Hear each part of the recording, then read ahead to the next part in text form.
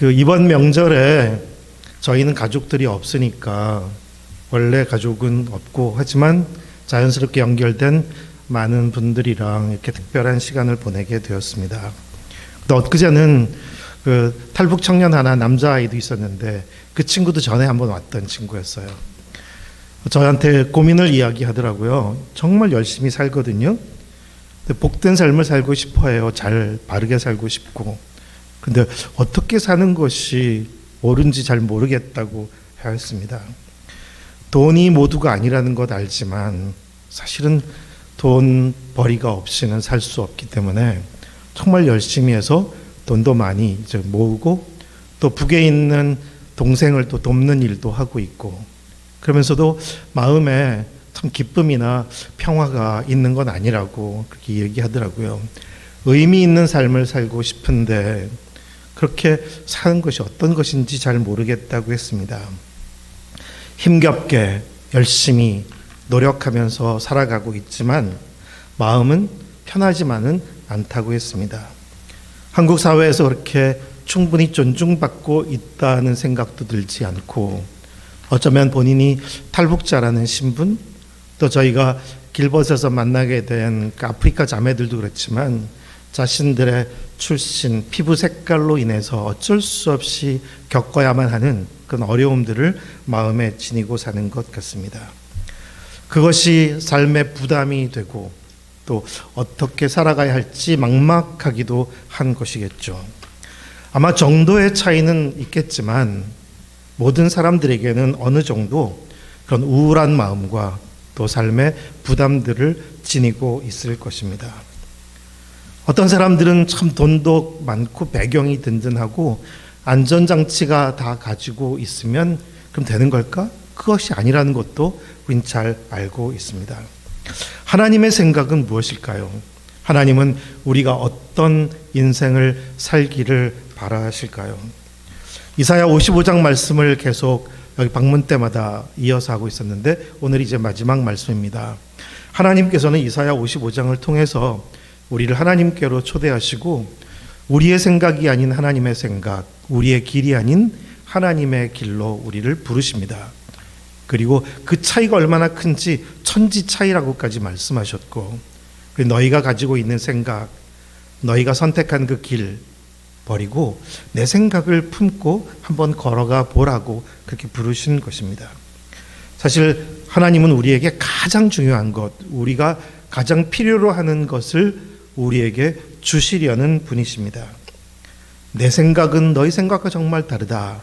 내 길은 너희 길과 다르다 하시면서 주님께서 우리에게 정말 꼭 필요한 것, 정말 중요한 것이 무엇인지 이 마지막 두 구절 속에 우리에게 가장 중요한 것들, 우리에게 주신 약속들을 통해서 배우고 싶습니다. 주님은 하나님께서 우리에게 주신 약속들은 결코 헛되지 않고 마치 하늘에서 비와 눈이 내려서는 그냥 돌아가는 것이 아니라 토지를 적시고 싹이 나게 하고 파종하는 자에게는 종자를 주고 먹는 자에게 양식을 준 다음에 돌아오는 것처럼 하나님의 입에서 나오는 말씀, 약속도 반드시 하나님의 뜻을 이룰 것이다 라고 말씀하시면서 이 말씀들을 주셨습니다. 오늘 세 가지 구체적인 약속에 담긴 우리 인생에 대한 하나님의 뜻을 살펴보려고 합니다. 첫째는 기쁨과 평안인데요. 12절 상반절에 이렇게 표현되어 있죠. 너희는 기쁨으로 나아가며 평안히 인도함을 받을 것이요. 기쁨과 평안, 사실 누구나 원하는 바이지만 사실 얻기란 참 어렵기도 합니다. 결코 노력해서 얻을 수 있는 것도 아니고 물려받을 수 있는 것도 아니고 그거는 우리가 아무리 바라도 쉽게 찾아오지 않는 것입니다. 그래서 세상은 그래도 누구나 원하는 바다 보니 유사품을 많이 소개하죠. 기쁨의 유사품은 어쩌면 인생의 재미, 엔터테인먼트 같은 거죠. 그리고 평안의 유사품은 편안한 것, 안전한 것입니다. 아마도 사람들은 기쁨과 평안을 원하긴 한데 그것이 쉽지 않다 보니까 유사품으로 많이 접하게 되고 거기서 기쁨도 얻을 수 있지 않을까, 거기서 평안도 얻지 않을까 생각하는 것 같습니다. 하지만 결코 세상에서 주는 재미나 안전이 기쁨이 될 수도 없고 평안이 될 수도 없습니다. 아시지만 저희는 지난주에 우리 아이들, 북미에 있는 아이들이 아빠의 칠순잔치도 함께 못한다고 해서 엄마 아빠를 위해서 패키지 여행을 끊어줘서 홋카이도에 3박 4일 잘 다녀왔습니다. 패키지 여행을 가본 적이 없는 편인데 정말 잘 먹고 잘 쉬었습니다. 그럼 기쁘고 평안했을까요? 하지만 사실 좀 마음이 불편한 것도 참 많았어요. 이렇게 그냥 잘 대접받고 먹는 게 고맙기도 하지만 좀 뭔가 마음에 차지 않는 그런 불편함이 있었습니다. 오히려 우리가 알듯이 참 신기하게도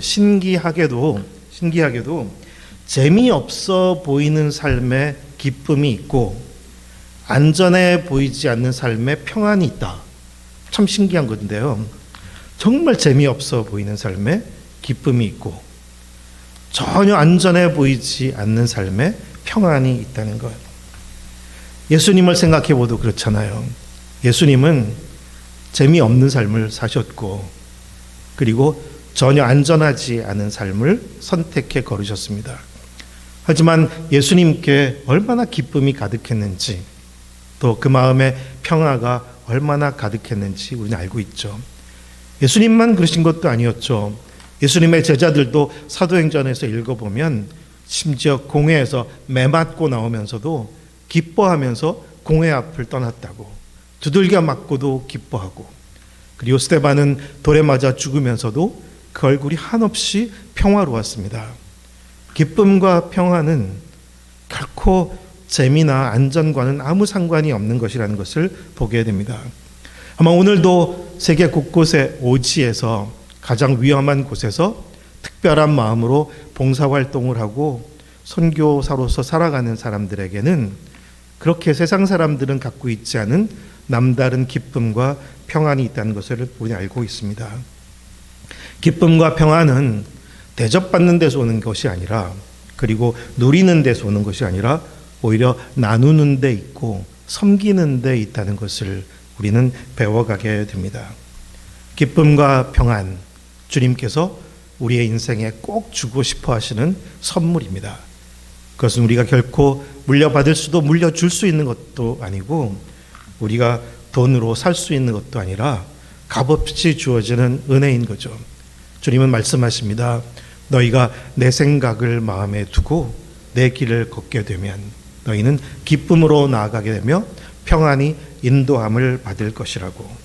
그것을 늘 마음에 두고 살아가는 누리는 우리 모두가 되기를 소망합니다.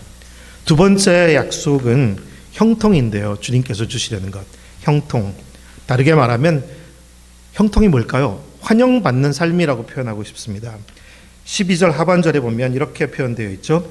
산들과 언덕들이 너희 앞에서 노래를 발하고 들의 모든 나무가 손뼉을 칠 것이며, 비유로 표현하고 있습니다.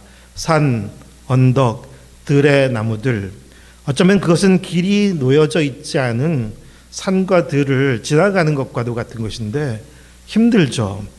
제가 예전에 탈북민 사역을 할 때 탈북민들 중에 이제 두만강을 건너서 중국 땅을 거쳐할 때 길을 따라 걸을 수 있는 게 아니라 들킬까 봐 길도 나지 않은 산을 지나가야 되고 들을 지나가야 되니까 모든 게 다 힘들잖아요.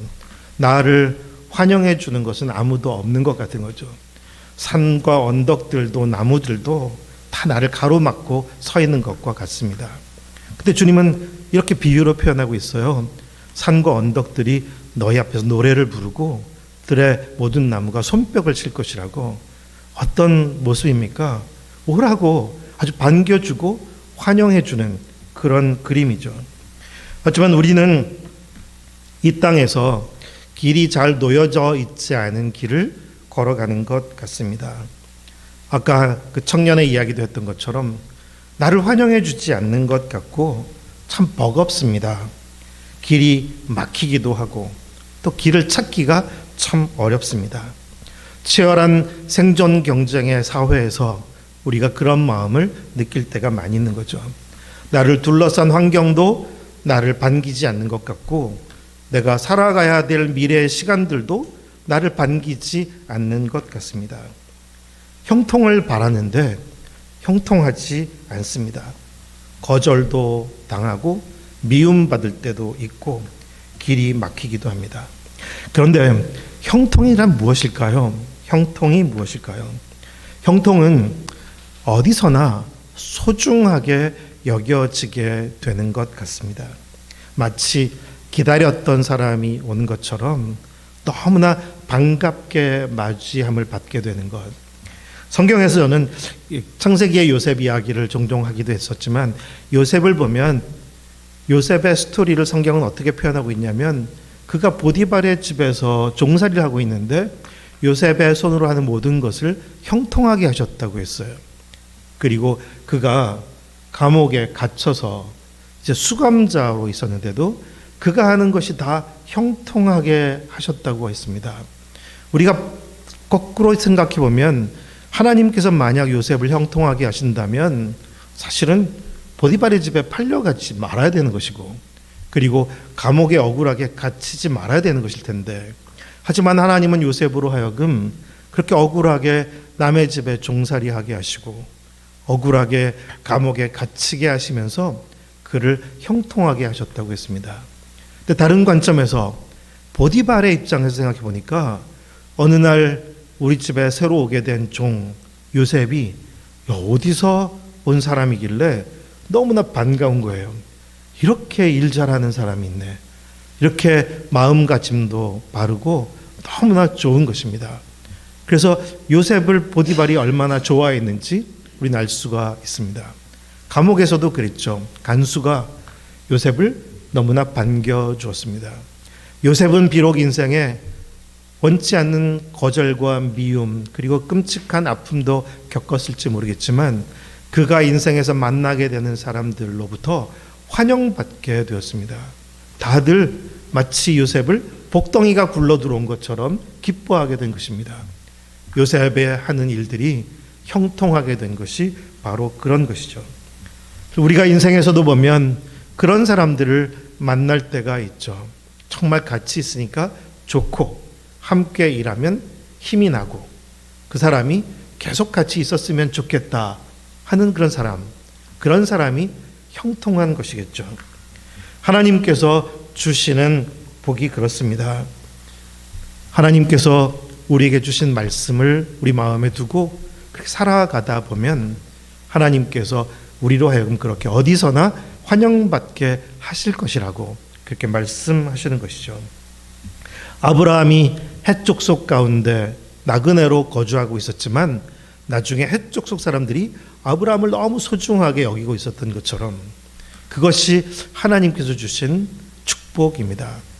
우리가 세상에서 얻기 어려운 하나님이 주시는 복인 것이죠. 우리는 사회에서 사람을 찾는다는 것을 알고 있습니다. 구직 광고도 있지만 구인 광고도 있잖아요. 사람을 찾습니다. 근데 어떤 사람을 만나게 될 때 사람을 찾는 사람은 굉장히 기분이 좋아지는 거겠죠. 어떤 사람을 만났을 때는 정말 후회 막심하게 될 때도 있겠죠. 우리 포샤 같은 경우에 포샤가 지금 열심히 일하고 있거든요. 근데 포샤는 아직 한국말도 너무 서투르고 그런데 포샤를 고용한 업주는 포샤를 놓치지 않으려고 애를 쓰는 것 같아요. 그 포샤가 너무 일을 잘하기 때문이에요. 전혀 불평불만도 없이 힘든 일 마다하지 않고 깔끔하게 열심히 잘하니까 이 포샤를 놓고 싶지 않은 거죠. 포샤는 오래 있지 않을 거예요. 하지만 그럼에도 불구하고 포샤를 어디서 어떤 사람이 만나더라도 반겨줄 것 같아요. 이 친구가 진짜 형통한 거죠. 그래서 하나님께서 우리에게 주시는 복이 그런 것 아닐까. 그 리사도 그래요. 리사는 고등학교도 졸업하지 못한 가난하게 자랐고 지금도 어려움을 많이 겪고 있는 상황이지만 그런데도 포샤는 많은 아프리카 자매들에게 거의 목자더라고요. 많은 사람들이 리사에게 마음을 두고 있어요. 함께 있으면 좋은 거죠. 그런 인생이 정말 복된 것 아닐까요? 세상에서 잘 안전장치를 가진 사람들이 복된 게 아니라 누가 보더라도 같이 있고 싶은 사람, 그냥 박수 쳐주게 되고 노래를 부르게 되는 들의 모든 나무가 손뼉을 치고 그리고 박수를 치고 노래를 부르는 그것이 주님께서 우리 인생에 주시려는 복인 것입니다. 비록 인생에 별의별 어려운 일들도 만날 수는 있겠지만 주님께서 우리에게 주시려는 복은 보이는 장치들이 아니라 우리가 어떤 사람이 되는가인 것이고 그것이 바로 우리가 환영받는 사람, 복된 사람이 되는 것이겠죠. 그런 사람, 우리 각 사람도 또 우리 공동체도 그런 공동체가 되기를 축복합니다. 기다리던 사람이 되는 거죠. 생각지 않게 우리에게 찾아온 하늘에서 온 사람 같은 그런 것이 바로 주님의 뜻입니다. 세 번째, 주님께서 주신 약속은 인생 역전이라고 표현하고 싶어요. 인생 역전. 장애와 상처가 오히려 선한 열매로 바뀌는 것인데요. 13절 상반절 말씀을 읽습니다. 잣나무는 가시나무를 대신하여 나며 화석류는 찔레를 대신하여 날 것이라. 가시나무가 자라던 곳에는 잣나무가 자라게 되고 찔레나무가 자라던 곳에는 화석류가 자랄 것이다. 우리 인생에는 우리가 원치 않는 가시, 그런 찔레, 아프게 하는 것이 있죠. 장애를 안고 태어난 사람도 있고 또 가족으로 인해서 어쩔 수 없이 깊은 가시를 안고 살아가는 사람들도 있습니다. 때로는 본인의 실수나 잘못된 선택으로 인해서 그것이 자신을 계속 찌르고 평생 그 가시를 안고 살아가야 되는 사람들도 있는 것이죠. 거기서 벗어나기란 정말 쉽지가 않습니다. 제가 오래전 군포에서 그러니까 공단 지역에서 소외증 사역을 할 때도 거기 장애아동 조기교실이라는 프로그램이 있었는데 거기 한 엄마가 아들이 둘이 있는데 아들 둘을 데리고 왔는데 둘 다 자폐 아이예요. 자폐 아이를 가진 그 엄마의 탄식하는 마음, 그건 평생의 가시인 것이겠죠. 그것을 얼마나 사실은 지니고 사는 것이 어렵겠습니까? 또 저희가 그때 만났던 한 분은 사춘기 때부터 방황을 하다가 결국 수감자가 되었고 전과자로 여러 번의 실패를 많이 거치다가 나중에 주님을 만나고 목회자의 길을 걷게 된 분, 전에도 한번 소개했었던 것 같아요.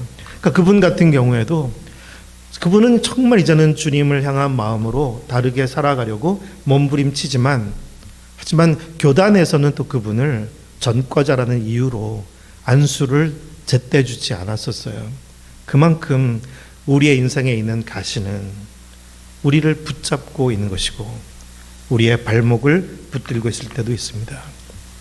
아마 그 리사와 같은 그 포샤도 그렇지만 검은 피부의 나그네들은 이 땅에서 그것을 어쩔 수 없이 지니고 살아야만 하는 어려움도 있는 것이겠죠.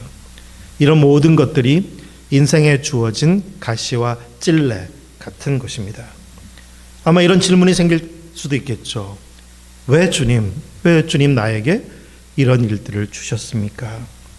억울한 마음, 하늘을 탓하는 마음도 생길 수 있습니다. 과거가 후회스럽기도 하고 그러면서 원인을 찾는 것이 대부분의 사람들의 마음이죠. 하지만 우리가 알듯이 예수님은 정말 그러시지 않다는 것을 날 때부터 맹인이 된 사람에 대한 스토리에 대해서도 사람들은 질문하기를 이 사람이 맹인이 된 것이 이 사람의 죄 때문입니까? 부모의 죄 때문입니까? 원인에 대해서 질문을 하지만 예수님은 답하시기를 이 사람의 죄 때문도 부모의 죄 때문이 아니라 하나님께서 하실 일을 나타내려고 하는 것이라고 그것을 생각하도록 그렇게 깨워주신 것을 보게 됩니다. 우리가 인생에서 참 소중하게 또 존경스럽게 생각하는 사람들은 장애와 한계를 딛고 일어선 사람들이잖아요. 그래서 이지선 자매 같은 화상의 고통을 안고 있는 사람, 또 닉 부이치지 같은 사람, 헬런 켈러 그런 사람들을 소중하게 여기는 이유는 그들에게 있는 가시와 찔레가 더 이상 가시와 찔레가 아니라 그것이 오히려 잣나무와 화석류와 같이 더 많은 풍성한 하늘의 복을 우리에게 전해주는 통로가 된다는 것을 우리는 보게 됩니다. 인생 역전이 그런 것이죠. 그것이 하나님의 뜻입니다.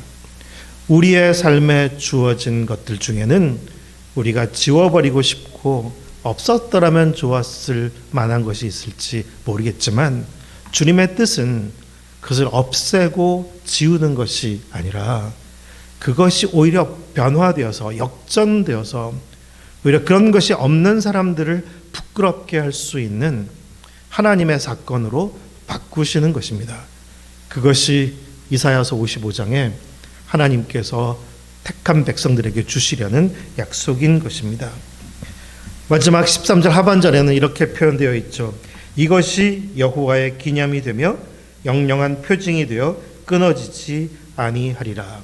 새 번역에는 이렇게 번역되어 있습니다. 이것은 영원토록 남아 있어서 주님께서 하신 일을 증언할 것이다. 참 오래오래 남는 것들이 있죠. 그러니까 북에서 오신 분한테 처음 들은 표현인데 심장에 남는 사람이란 표현이 있더라고요. 심장에 남는 사람, 안 지워지는 거겠죠. 정말 오래오래 남는 사람입니다. 오래오래 남는 이야기, 오래오래 남는 사람, 어떤 사람일까요? 우리 그리스도인들은 거의 예외 없이 하나님께 영광을 돌린다는 말을 참 많이 하기도 하죠.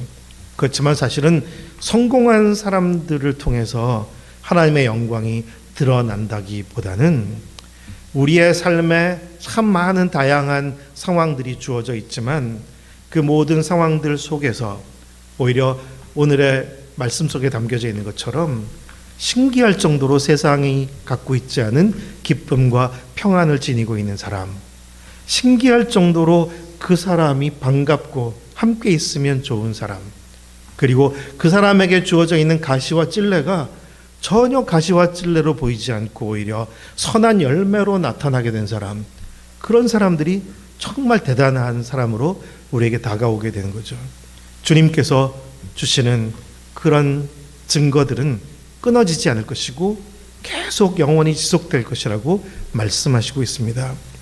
2000년 전에 예수님의 삶이 오늘 우리에게까지 잊혀지지 않고 계속되는 것처럼 그 주님을 따랐던 사람들의 발자취도 또한 그렇게 오래오래 심장에 남고 계속 기억되는 것처럼 주님께서는 우리를 주님께로 부르셔서 주님의 말씀을 따라 우리가 살아가게 되면서 이 약속들이 우리의 삶에서 이루어지는 것을 우리도 알고 또한 다른 이들에게 선물로 주어지게 되기를 바라시는 것입니다.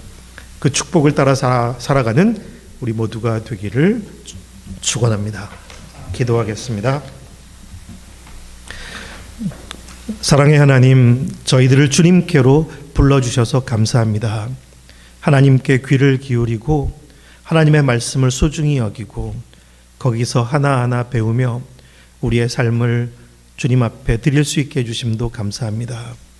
주님께서 약속하신 기쁨과 평화 늘 우리에게 가득하도록 주님께서 인도하여 주시고 또한 우리가 이 땅에서 형통한 모든 만나는 사람들에게 복이 되는 그 환영의 복을 받는 우리가 되도록 인도하여 주시고 우리의 삶에 있는 가시와 찔레가 선한 열매로 바뀌는 인생 역전의 증거들을 나타내는 우리가 될 수 있도록 인도하여 주시옵소서.